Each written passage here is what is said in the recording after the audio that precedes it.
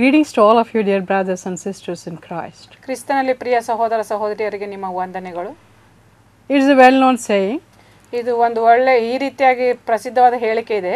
A family that prays together stays together.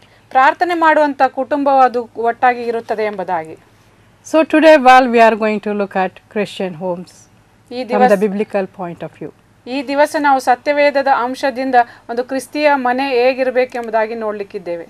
The Bible says ಸತ್ಯವೇದ ಹೇಳುತ್ತದೆ in 1 Corinthians chapter 10 verse 31. ಮೊದಲೇ ಕೊರಿಂಥ 10ನೇ ಅಧ್ಯಾಯ 31ರಲ್ಲಿ So whether you eat or drink or whatever you do, do it all for the glory of God. ನೀವು ಉಂಡರೂ ತಿಂದರೂ ದೇವರ ಮಹಿಮೆಗಾಗಿ ಮಾಡಿರಿ ಎಂಬುದಾಗಿ. The Bible says in Colossians chapter 1 verse 10.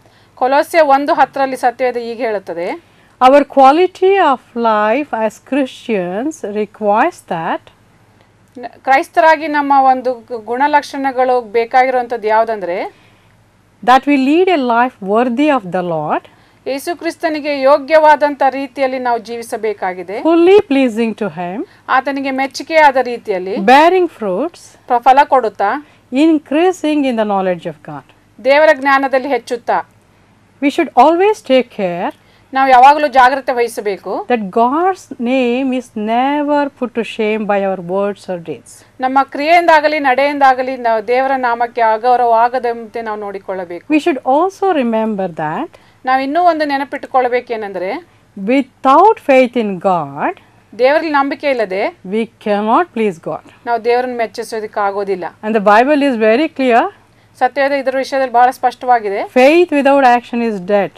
ನಂಬಿಕೆ ಇಲ್ಲದ ಕ್ರಿಯೆಯು ಸತ್ತದ್ದಾಗಿದೆ. And regarding bearing fruits for the Lord, ದೇವರಿಗೆ ಫಲ ಕೊಡೋದ್ರ ವಿಷಯದಲ್ಲಿ well, as we already know, ನಮಗೆ ಈಗಾಗಲೇ ತಿಳಿದಿರೋ ಹಾಗೆ it is bearing fruits in the sense witnessing and winning souls for Christ. ಕ್ರಿಸ್ತನಿಗೆ ಸಾಕ್ಷಿ ಕೊಡೋದು, ಫಲ ಕೊಡೋದು ಮತ್ತು ಆತ್ಮಗಳನ್ನು ರಕ್ಷಿಸುವಂತ ಫಲ ಕೊಡೋದ್ರಲ್ಲಿ And bearing fruit, that is the fruit of the Holy Spirit. ಮತ್ತು ಪವಿತ್ರಾತ್ಮನ ಫಲಗಳನ್ನು ಕೊಡುವಂತದ್ದು. As mentioned in Galatians chapter 5 verse 22. Galatia 5:22ರಲ್ಲಿ ಹೇಳಿರೋ ಪ್ರಕಾರ In fact, bearing fruits for the Lord means reflecting the beauty of Jesus in our lives. ಕ್ರಿಸ್ತನಿಗೆ ಫಲ ಕೊಡೋದು ಅಂತಂದರೆ ಕ್ರಿಸ್ತನ ಗುಣಲಕ್ಷಣಗಳನ್ನು ನಮ್ಮಲ್ಲಿ ತೋರಿಸುವಂತದ್ದಾಗಿದೆ. God wants us to grow in His knowledge. ನಾವು ಆತನ ಜ್ಞಾನದಲ್ಲಿ ಬೆಳೆಯಬೇಕೆಂಬುದಾಗಿ ದೇವರು ಬಯಸುತ್ತಾನೆ. The more we know Him, ನಾವು ಹೆಚ್ಚು ಹೇಗೆ ಆತನನ್ನು ತಿಳಿದುಕೊಳ್ಳುತ್ತೇವೋ the more we love Him. ನಾವು ಹೆಚ್ಚು ಆತನನ್ನು ಪ್ರೀತಿಸುವಂತರಾಗಿದ್ದೇವೆ. The more we love Him, ನಾವು ಎಷ್ಟಾಗಿ ಪ್ರೀತಿಸುತ್ತೇವೋ the more we obey Him. ನಾವು ಹೆಚ್ಚಾಗಿ ಆತನಿಗೆ ವಿಧೇಯರಾಗುತ್ತೇವೆ. The more we obey Him, ನಾವು ಹೆಚ್ಚಾಗಿ ಆತನಿಗೆ ವಿಧೇಯರಾಗುತ್ತೇವೋ the more blessed will be the people in our homes, churches, and also the community. ನಮ್ಮ ಮನೆಗಳಲ್ಲಿ, ಸಭೆಗಳಲ್ಲಿ ಮತ್ತು ಸಮುದಾಯದಲ್ಲಿ ಜನರು ಆಶೀರ್ವದಿಸಲ್ಪಟ್ಟವರಾಗಿರುತ್ತಾರೆ. So let us just see now what the Bible says about Christian families. ಈ ಕ್ರೈಸ್ತರ ಒಂದು ಕುಟುಂಬದ ಬಗ್ಗೆ ಸತ್ಯವೇದ ಏನು ಹೇಳುತ್ತದೆ ಎಂಬುದಾಗಿ What are some of the clear instructions to the Christian families? ಅತಿ ಸ್ಪಷ್ಟವಾದಂತ ಒಂದು ಸಲಹೆಗಳು ಕ್ರೈಸ್ತ ಕುಟುಂಬಕ್ಕೆ ಏನಾಗಿವೆ ಎಂಬುದಾಗಿ ನೋಡಿಕೊಳ್ಳೋಣ. Colossians chapter 3 verses 18 to 21 say like this. ಕೊಲೊಸ್ಯ 3:18ರಿಂದ 21 ಈ ರೀತಿಯಾಗಿ ಹೇಳ್ತದೆ. Wives, submit yourselves to your husbands as is fitting in the Lord. ಸ್ತ್ರೀಯರೇ ನಿಮ್ಮ ಗಂಡಂದಿರಿಗೆ ಅಧೀನರಾಗಿರಿ, ಇದು ಕರ್ತನಲ್ಲಿರುವವರಿಗೆ ಯೋಗ್ಯವಾಗಿದೆ. Husbands, love your wives and do not be harsh with them. ಪುರುಷರೇ ನಿಮ್ಮ ಹೆಂಡತಿಯರನ್ನು ಪ್ರೀತಿಸಿರಿ, ಅವರಿಗೆ ನಿಷ್ಠುರವಾಗಿರಬೇಡ್ರಿ. Please note that ಇಲ್ಲಿ ಗಮನಿಸಿರಿ, wives have to submit to the husbands, ಸ್ತ್ರೀಯರು ಗಂಡಂದಿರಿಗೆ ಅಧೀನರಾಗಿರಬೇಕು. but all things should come under the will of God. ಆದ್ರೆ ಎಲ್ಲವೂ ದೇವರ ಚಿತ್ತದ ಕೆಳಗೆ ಬರಬೇಕು. Nothing should go wrong against the Almighty God.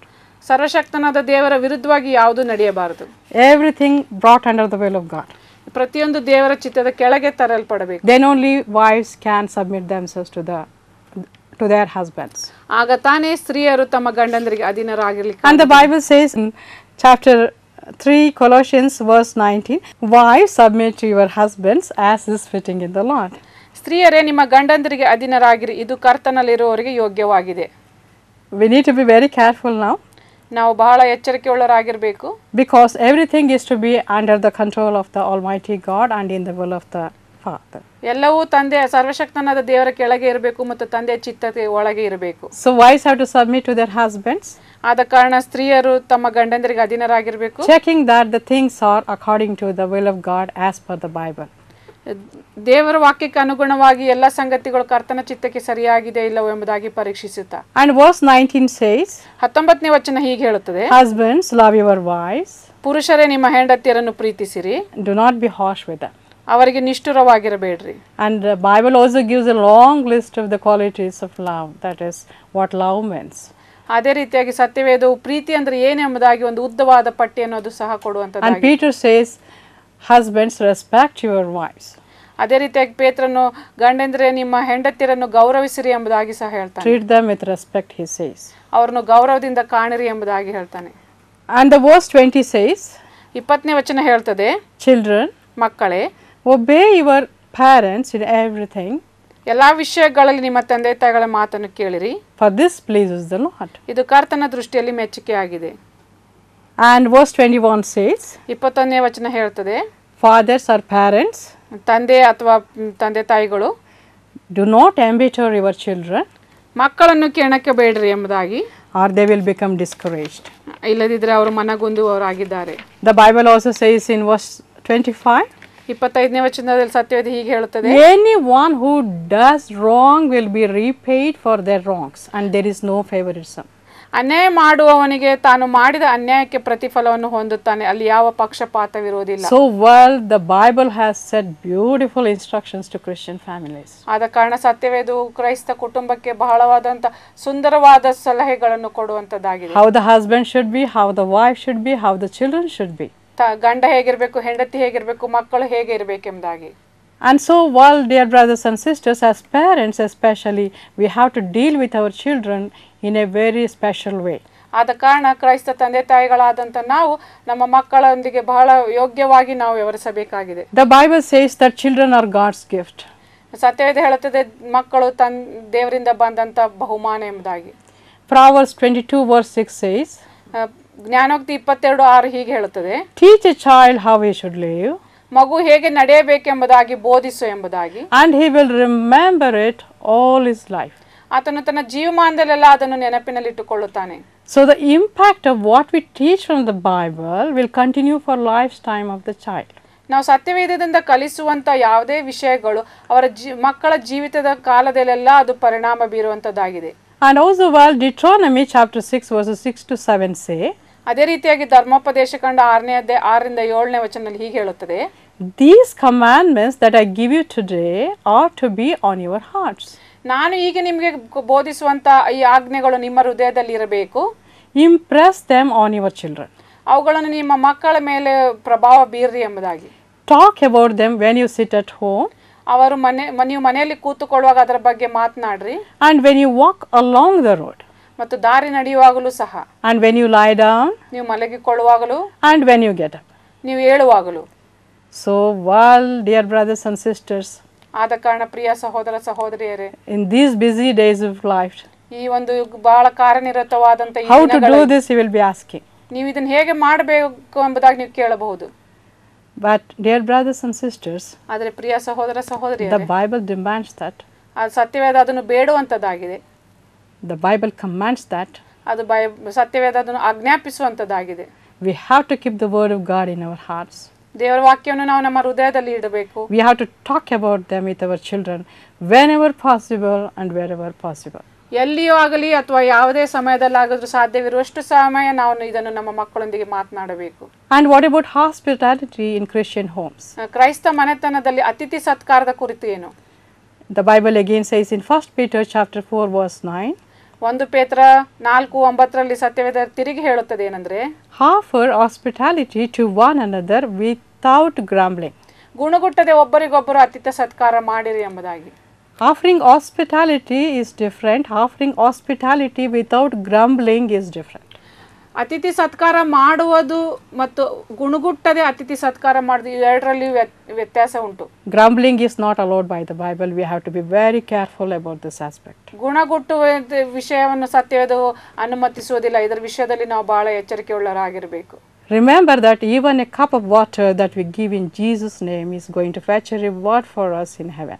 ಕರ್ತನ ಹೆಸರಿನಲ್ಲಿ ನಾವು ಒಂದು ಕಪ್ಪು ಗ್ಲಾಸ್ ನೀರು ಕೊಡುವುದಾದರೂ ಅದು ಕರ್ತ ನಮಗೆ ಪರಲೋಕದಲ್ಲಿ ಪ್ರತಿಫಲವನ್ನು ಕೊಡುತ್ತದೆ ಎಂಬುದನ್ನು ಜ್ಞಾಪಕದಲ್ಲಿಟ್ಟುಕೊಳ್ಳ್ರಿ. And what about forgiving others?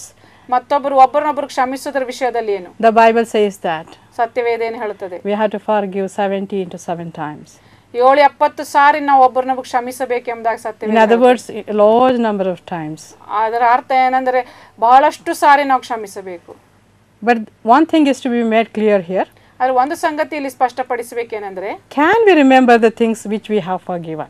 ನಾವು ಕ್ಷಮಿಸಿದಂತ ಸಂಗತಿಗಳನ್ನು ನಾವು ನೆನಪು ಇಟ್ಟುಕೊಳ್ಳಬಹುದು. God forgets once he forgives our sins. ದೇವರು ನಮ್ಮ ಪಾಪಗಳನ್ನು ಒಮ್ಮೆ ಕ್ಷಮಿಸಿದ ನಂತರ ಆತನು ಅದನ್ನು ಮರೆತು ಬಿಡುವಂತವನಾಗಿದ್ದಾನೆ. He will never bring to his memory anything about our sins. ನಮ್ಮ ಕುರಿತಾಗಿ ಯಾವ ಸಂಗತಿಯನ್ನು ಆತನು ತಿರುಗಿ ನೆನಪಿಗೆ ತರುವುದಿಲ್ಲ. It is a confirmed fact. ಅದೊಂದು ದೃಢ ನಿಶ್ಚಿತವಾದಂತ ವಿಷಯ. But we are human beings. ಆದ್ರೆ ನಾವು ಮನುಷ್ಯರಾಗಿದ್ದೇವೆ. We have human weaknesses. ನಮ್ಮ ಮಾನವೀಯ ಬಲಹೀನತೆಗಳು ನಮ್ಮಲ್ಲಿ ಇವೆ. Though we say that we have forgiven them, ನಾವು ಅವರನ್ನು ಕ್ಷಮಿಸಿದ್ದೇವೆ ಎಂಬುದಾಗಿ ಹೇಳಿದಾಗಲೂ ಸಹ many times the bitter things that we have forgiven are coming to our memory again and again. ನಾವು ಕ್ಷಮಿಸಿದಂತ ಅನೇಕವಾದಂತ ಕಹಿ ವಿಚಾರಗಳು ನಮ್ಮ ಜ್ಞಾಪಕಕ್ಕೆ ಮೇಲಿಂದ ಮೇಲೆ ಬರುವಂತವುಗಳಾಗಿವೆ. So what to do now? ಈಗ ನಾವೇನ್ ಮಾಡಬೇಕು? It's a very big question. ಇದೊಂದು ದೊಡ್ಡ ಪ್ರಶ್ನೆ ಆಗಿದೆ. We have to check ourselves very clearly. ನಾವು ನಮ್ಮನ್ನು ಬಹಳ ಸ್ಪಷ್ಟವಾಗಿ ನಾವು ಪರೀಕ್ಷೆ ಮಾಡಿಕೊಳ್ಳಬೇಕು. We have to forgive others with God's grace and strength in such a way that even if they come to our memory, they should not cause any negative impact on our minds. ನಾವು ಯೇಸು ಕ್ರಿಸ್ತನ ಕೃಪೆ ಮತ್ತು ಕರುಣೆಯಿಂದ ನಾವು ಅವುಗಳನ್ನು ಕ್ಷಮಿಸಿ ಬಿಟ್ಟು ಅವು ನಮ್ಮ ನೆನಪಿಗೆ ಬಂದರೂ ಸಹ ನಾವು ಅವುಗಳನ್ನು ಎಂದಿಗೂ ನೆನಪಿನಲ್ಲಿ ಇಟ್ಟುಕೊಳ್ಳಬೇಕು. Because we always pray to the Lord, Lord forgive us as we forgive others. ನಾವು ಯಾಕಂದ್ರೆ ಯಾವಾಗಲೂ ನಾವು ಪ್ರಾರ್ಥನೆ ಮಾಡುತ್ತೇವೆ ಏನಂದ್ರೆ, ಕರ್ತನೇ ನಾವು ಇತರರನ್ನು ಕ್ಷಮಿಸಿದ ಹಾಗೆ ನಮ್ಮನ್ನು ಕ್ಷಮಿಸು ಎಂಬುದಾಗಿ. So what if you do not forgive others in the biblical manner? ಒಂದು ವೇಳೆ ನಾವು ಇತರರನ್ನು ಕ್ಷಮಿಸದೆ ಹೋದರೆ ಸತ್ಯವೇದದ ರೀತಿಯಲ್ಲಿ ಏನು ಹಂಗಿದ್ರೆ? It will be very big risk indeed.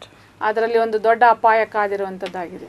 So again, well, dear brothers and sisters, ಆದ ಕಾರಣ ಪ್ರಿಯ ಸಹೋದರ ಸಹೋದರಿಯರೇ, the Bible says that ಸತ್ಯವೇದ ಹೇಳುತ್ತದೆ, you are the salt of the earth and you are the light of the world. ನೀವು ಬೆಳಕಿಗೆ ಲೋಕಕ್ಕೆ ಉಪ್ಪು ಮತ್ತು ಲೋಕಕ್ಕೆ ಬೆಳಕಾಗಿದ್ದೀರಿ ಎಂಬುದಾಗಿ. So we have to live a life of concern and commitment in our families. ಆದ ಕಾರಣ ನಮ್ಮ ಕುಟುಂಬದಲ್ಲಿ ಒಂದು ಕಾಳಜಿಯ ಮತ್ತು ಒಂದು ಚಿಂತೆಯ ಒಂದು ಜೀವಿತವನ್ನು ನಾವು ಜೀವಿಸಬೇಕು. And we should become a strong unit of the church.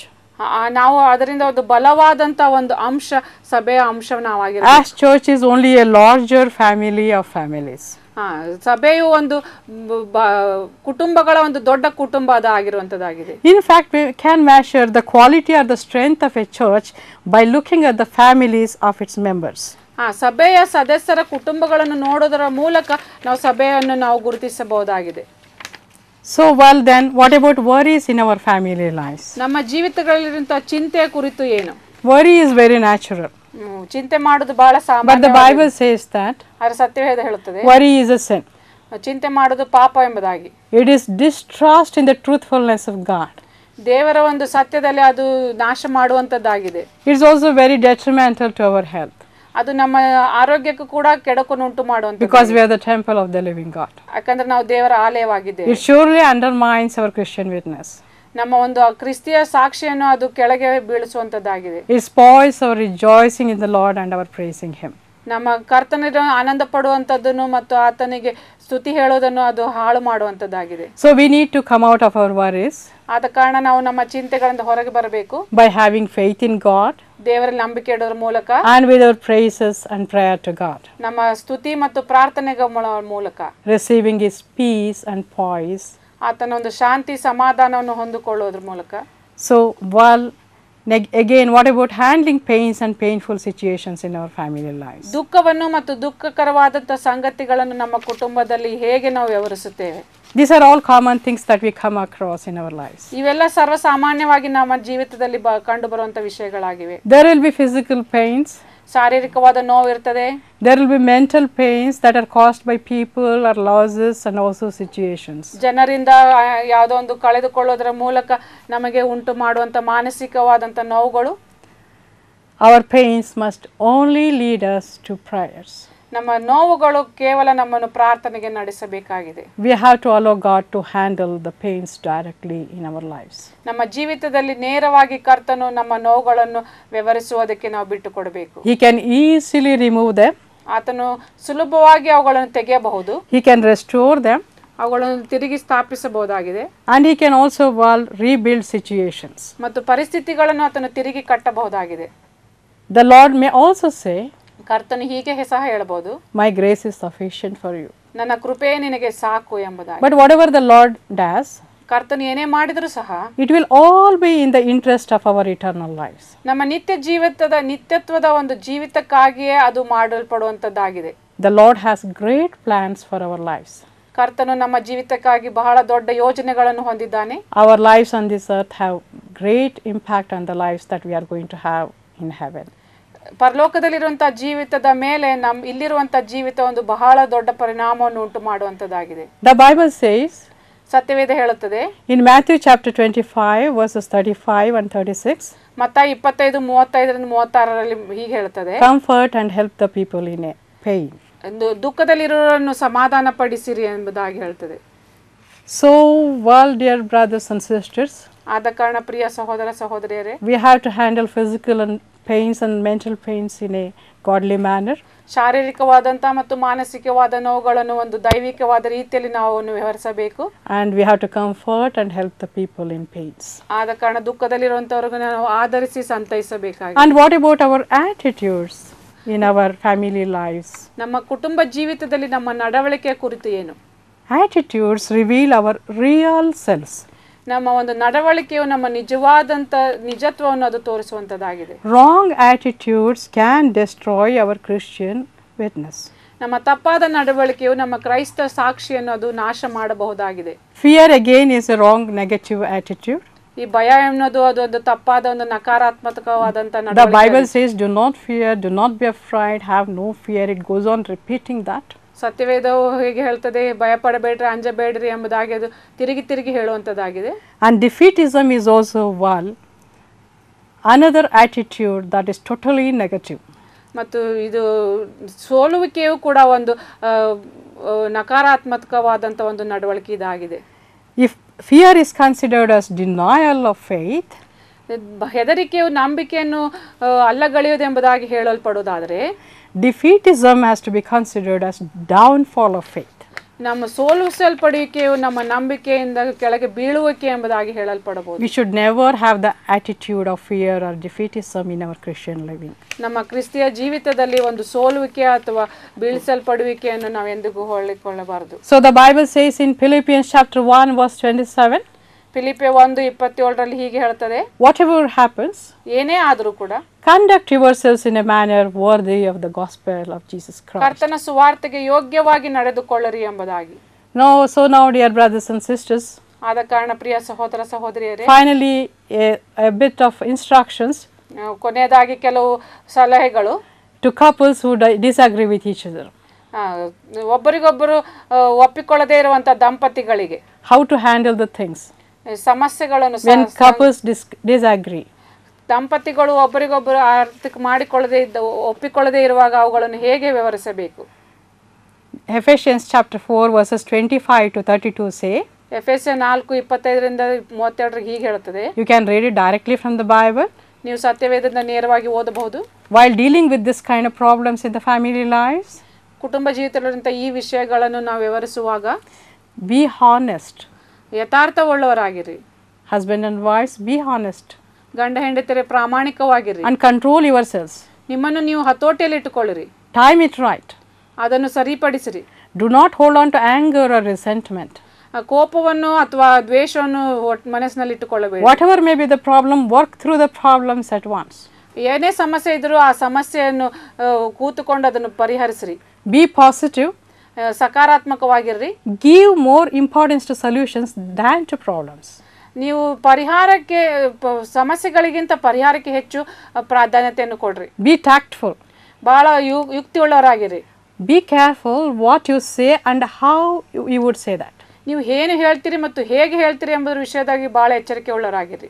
Proverbs 15:1 says, ಜ್ಞಾನೋಕ್ತಿ 15:1 ಹೇಳುತ್ತದೆ, a gentle answer turns away wrath, but a harsh word stirs up anger. ಮೃದು ಉತ್ತರವು ಕೋಪವನ್ನು ಅಣಗಿಸುತ್ತದೆ, ಆದರೆ ಕಡು ಮಾತು ಸಿಟ್ಟನ್ನು ಎಬ್ಬಿಸುತ್ತದೆ ಎಂಬುದಾಗಿ. And whatever may be your problems, dear brothers and sisters, having the problems, family problems, wives and husbands, keep it private.